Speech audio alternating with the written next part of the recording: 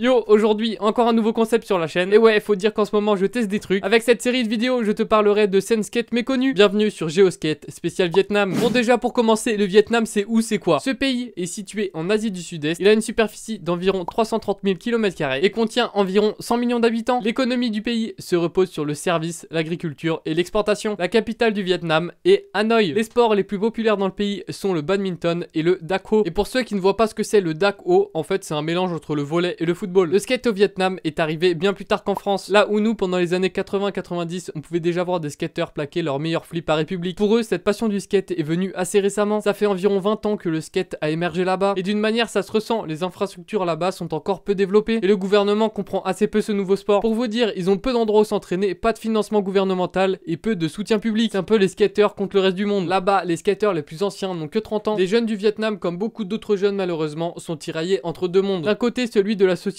conservatrice meurtrie par les guerres, et de l'autre, celui d'un pays en pleine dynamique économique, et en partie grâce au tourisme et à internet. Le skate est vu là-bas comme un passe-temps d'enfants turbulents et délinquants. Bah apparemment, il y a des clichés qui changent pas. En France aussi, on a cette réputation. Et malgré tout ça, de plus en plus de jeunes se mettent au skate, et les anciens essayent d'entreprendre davantage pour faciliter la pratique des nouvelles générations. On va pas se mytho, les skate shops là-bas se font très rares, et les skateparks encore plus. Le problème, c'est qu'il y a aucun financement pour construire des skateparks ou aider les skateurs, alors que quand même une équipe de skate pour les JO s'est formée. L'État ne prend pas la peine de leur construire des lieux adaptés pour s'entraîner. Là-bas, il y a un gros problème d'acheminement pour tout ce qui est chaussures de skate, boards et vêtements. Il n'y a pas de distribution au Vietnam. Cela veut dire que les skate shops vietnamiens doivent importer des produits des States, alors que la plupart de ces produits sont fabriqués dans ce même pays. Par exemple, beaucoup de chaussures de skate sont made in Vietnam. Vraiment, c'est un délire. Ça veut dire qu'il y a un avion du Vietnam qui va jusqu'aux États-Unis. Une fois aux États-Unis, il retourne au Vietnam pour pouvoir vendre ses produits. En plus, niveau écologie, c'est vraiment pas top. Nous utilisons principalement ce pays en tant que fabricant car il est bon marché, mais les marques ne distribuent peu ou pas dans ce pays car ils estiment qu'il n'y a pas de marché. Et avec ça, il n'y a pas de tournée de démo organisée par les marques. Donc en gros, c'est très compliqué pour les skateurs vietnamiens d'acheter des produits qui sont créés dans leur propre pays. Les planches dans leur skate shop coûtent environ 80$, ce qui est super cher pour les skateurs là-bas. Et du coup, pour pallier à ce problème, pas mal de jeunes du coin créent leur propre marque de skate. Eux aussi essayent de vivre de cette passion, à l'instar des plus grosses marques de skate. Peu arrivent à en vivre, ils font surtout ça par passion. Par exemple, on a la marque Have Fun with the Homies qui s'en tire plutôt bien et qui a pas mal de succès. Les deux endroits où nous avons une forte population de skateurs étant premier Saigon, la ville a des spots compliqués, la plupart sont surveillés par la police. Du coup, les skateurs se retrouvent entassés sur des tout petits spots. Les deux spots les plus connus de Saigon sont de 1, le centre commercial Vicom et la place de l'Indépendance dans le district 1. Puis il y a la ville de Hanoï. Là-bas, les skateurs sont moins nombreux et les spots plus importants. Nous avons par exemple la place Tenin qui est bien connue là-bas, qui est un endroit plein de vie où tous les jeunes se réunissent. Skater dans cette ambiance doit vraiment être spécial. Le skate est encore nouveau, pour preuve, on ne connaît que trop peu de skateurs vietnamiens. Et quand je parle de skateurs vietnamiens, je parle de skateurs qui pratiquent le skate au Vietnam. Les skateurs vietnamiens sont connus à la limite dans les pays voisins, comme par exemple en Thaïlande ou en Chine, mais jamais à l'international. Vas-y, on fait un jeu. Le premier qui met en commentaire 3 skateurs vietnamiens gagne mon respect. Frérot, j'ai que 300 abos, je peux pas faire gagner un iPhone. Perso, j'ai fait quelques recherches et j'ai trouvé 2 skateurs qui avaient l'air pas mal chaud. Les 2 skateurs sont Tran Di Han et Tong Cam Vu. Désolé les refs si j'écorche les noms, franchement, j'ai essayé de faire de mon mieux. Pour comprendre plus en détail comment était le skate là-bas et comment les pratiquants se sont confrontés à beaucoup de freins, nous prendrons l'exemple de la création de Saigon Skate Shop. Et pour commencer cette histoire, il faut nous diriger vers Ho Chi Minh Ville. Là-bas, un jeune skateur d'à peine 30 ans a décidé d'ouvrir sa boutique de skate. Il trouvait ça affligeant que le skate commence à prendre de l'ampleur au Vietnam, mais qu'il n'y avait aucune board adéquate pour la pratique. Les seules planches qu'on pouvait acheter étaient des jouets pour enfants made in China, qui se cassaient dès la première session dès que tu voulais mettre des vrais tricks. C'est comme si ici tu pouvais skater qu'avec des boards Oxelo à 30€. Pour avoir essayé, c'est pas trop fun quand même. Il trouvait ça injuste qu'il y ait un tel frein pour la pratique. Ce mec, c'est un peu notre Superman du skate en fait. Il fallait qu'il y en ait un ou deux qui se donnent corps et âme dans la pratique pour que l'accessibilité de la pratique soit de plus en plus facile pour les nouvelles générations et qu'ils puissent pratiquer dans les meilleures des conditions. C'est un peu comme en France, mais pas à la même échelle bien sûr. Tu te bats 10 ans avec la mairie pour seulement avoir un skatepark potable ou au moins pas dangereux pour les pratiquants. Et ouais, c'est visé de fou en plus. Bon, promis, j'arrête de régler des comptes et on repasse au sujet. Les débuts de Saigon Skate Shop marchent plutôt bien. En fait, c'était un peu normal, il avait zéro concurrence. En plus, pas mal de skateurs occidentaux passaient dans le shop. Avec la réussite de la boutique, il a même pris plusieurs employés qui sont rien d'autre que des skateurs d'une vingtaine d'années. Le skate shop est un peu devenu le QG des skateurs. C'est l'endroit de regroupement pour aller chercher un spot dans la ville. Après là-bas, on va pas se mytho, c'est bien plus compliqué que chez nous pour trouver un spot. Le seul skatepark de la ville se situe dans un ancien entrepôt. Le skate shop se situe dans une mégapole. Et c'est chaud pour eux de skater car les routes elles sont remplies de voitures et les trottoirs blindés de scooters garés et de petites échoppes. Et s'ils veulent aller faire du skate au skatepark, attention, faut y mettre le prix. L'entrée du parc coûte 2€. Tu vas me dire c'est pas énorme. Déjà de 1, t'as pas vu l'état du skatepark et de 2, les salaires là-bas sont bien moins élevés qu'en France, donc ça se trouve pour eux c'est quand même beaucoup. Surtout que si tu veux bien t'entraîner et aller au skatepark tous les jours, ça va te coûter bien cher. Donc ouais, là non plus ils sont pas gâtés sur ce point, c'est un peu comme s'ils pouvaient skater nulle part. Le parc se situe dans un ancien entrepôt repos. Les premières versions du parc étaient ma foi très vides, mais j'ai regardé d'autres photos plus récentes et on voit que le parc a quand même step up. On a maintenant des vrais modules, ça a l'air plus sympa quand même. Après on va pas se mytho, ça reste bien, mais pas assez pour s'entraîner pour les JO. Après bonne nouvelle, depuis quelques temps, les skateurs de Saigon ont découvert de nouveaux spots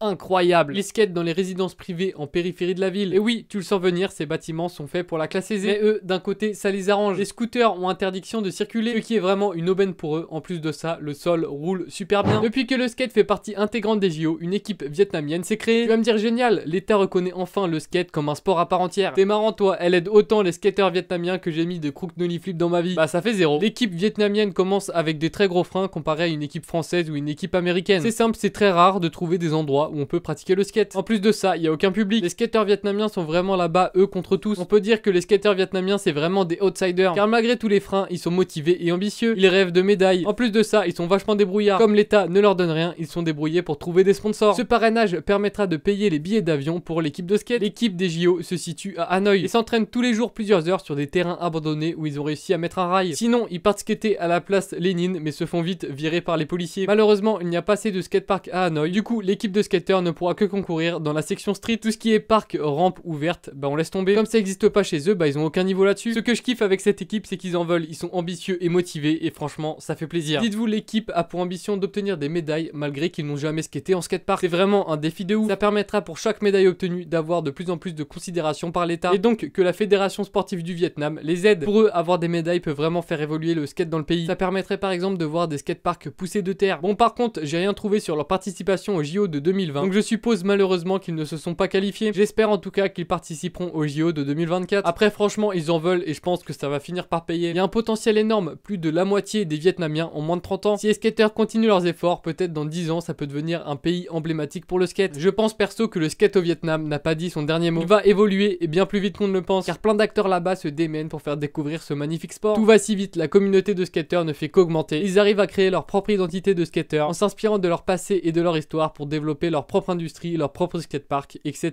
Je me vois trop plus tard partir dans un pays et vous faire découvrir la culture skate là-bas. Bon, par contre, avant ça, faut peut-être que je travaille mon anglais. Je kifferais tellement faire ce genre de vidéo dans le pays en question, mais pour réaliser tout ça, j'ai besoin de vous. Partagez un max, likez et abonnez-vous pour pouvoir me permettre de créer ce genre de vidéo. Au cas où je ne vous vois pas, bon après-midi, bonne soirée, bonne nuit.